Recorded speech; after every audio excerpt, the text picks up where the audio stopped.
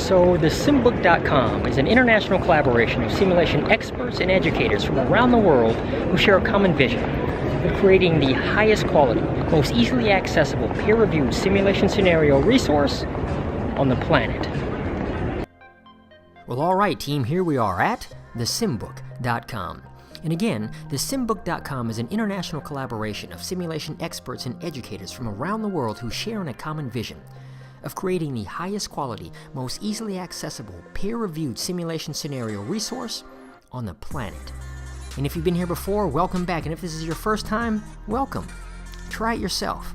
So how do you get access to these peer-reviewed simulation scenarios and resources? Well, it's an easy 1, 2, 3-step process to get these resources for your learners. Step 1 is to identify your content needs according to specialty or organ system.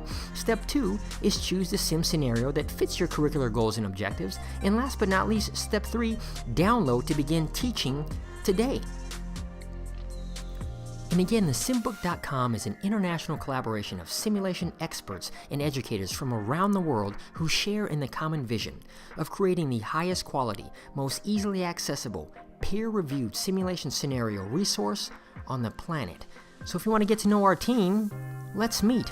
And if you want to become a team member or a family member, as we call them here, let's meet. But for now, let's go up and take a look at some of these simulation scenarios. So as soon as you go to the Simbook.com, what is that? The Simbook.com, type that into your URL or search engine, and you get to here, get started. So let's take a look at some scenarios. Here we are at the scenarios. We're going to blow this up here to the entire screen. And we're at the scenarios, and again, it's that easy 1, 2, 3-step process to get these simulation resources today. Identify your content needs. Step 2, choose a specific simulation scenario that fits your curricular goals and objectives. And Step 3, download to be used to become someone who uses these simulation scenarios as early as today.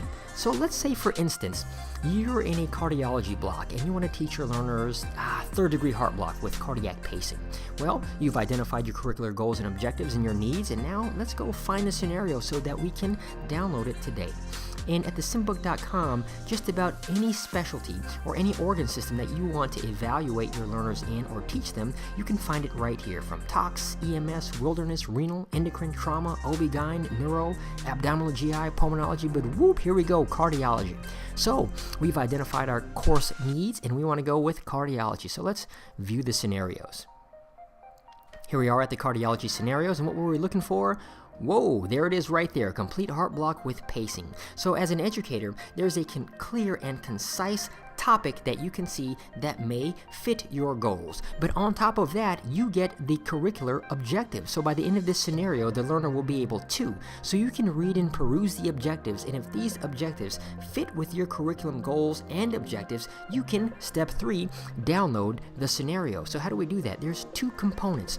1 is the simulation scenario itself, and 2, there are the instructor materials for the particular simulation scenario. So how do you do that? Step 3, download, is as easy as clicking download. So, whoa, there it is right there. It looks like we got something going on here. Look in our finder, and what do we got? Complete heart block scenario on your desktop or mobile device, and as simple as a click. And with that, you get the scenario. You get the demographics, the case title, case description and diagnosis, the authors, how to cite this scenario, the target audience. These authors have written these scenarios with a specific target audience in mind. Section 2, the curricular information. You get the educational rationale. What is this diagnosis? A little bit about the epidemiology, and why is it important for your learner to learn this particular topic? Emergency medicine milestones. For those practicing emergency medicine, this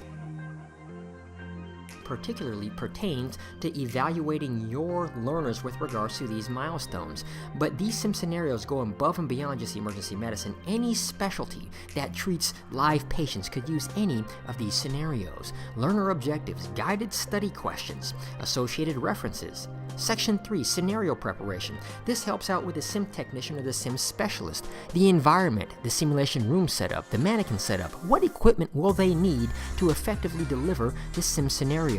What confederates will you need? and the supporting materials. And the supporting materials are identified here, but they're located in the instructor file, whether they're your visual stimuli for your laboratories, or your visual stimuli for your EKGs, your ultrasounds, your chest x-rays, or actual pictures of patient physical exam findings. And again, those can be found in the instructor materials file. There's also supplementary learning materials, and these include, but are not limited to, a critical action items checklist, as well as something called a simulation topic review, or an STR. And what the STR is essentially a Cliff's Notes of all the salient components from a content perspective that the educator as well as the learners will need to know to become effective at learning the content and curricular goals and objectives. For instance, you're going to know, how does this case present? How does this diagnosis present? How does this medical condition present? How do I diagnose it and how do I treat it? In a Cliff's Notes type of format. Section 4, the sim exercise, and this is the information for the participant. And if you look closely here, it looks like a patient chart. Why is that? Because it's effectively a patient chart.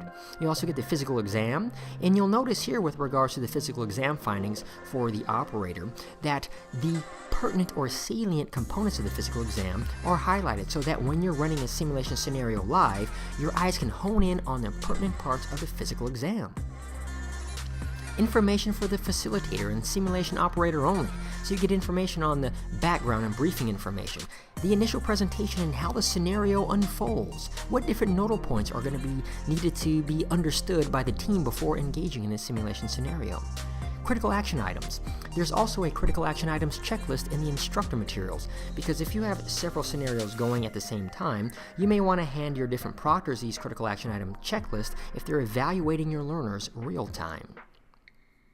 Simulation events table with the minute column, the participant action column, the patient or simulator status column, as well as the monitor and display column, as well as the diagnosis and disposition, and last but not least, the debriefing evaluation, a brief outline of how you're going to be doing your debriefing. But let's go back to the site now. Well, alright, and that's it. That's the easy 1, 2, 3 step process of obtaining simulation resources and scenarios for your learners. Step 1 was identify your curricular goals and objectives. Step 2 was choose your specific scenario that meets your curricular goals and objectives. And step 3, my friends, was just download. Download to your desktop or your mobile device is easy and soon as today. Until the next video, this is Eric McCoy, aka McCoy, aka EMAC. On behalf of myself and the editorial team at Simbook.com. Premium simulation resources for quality medical educators.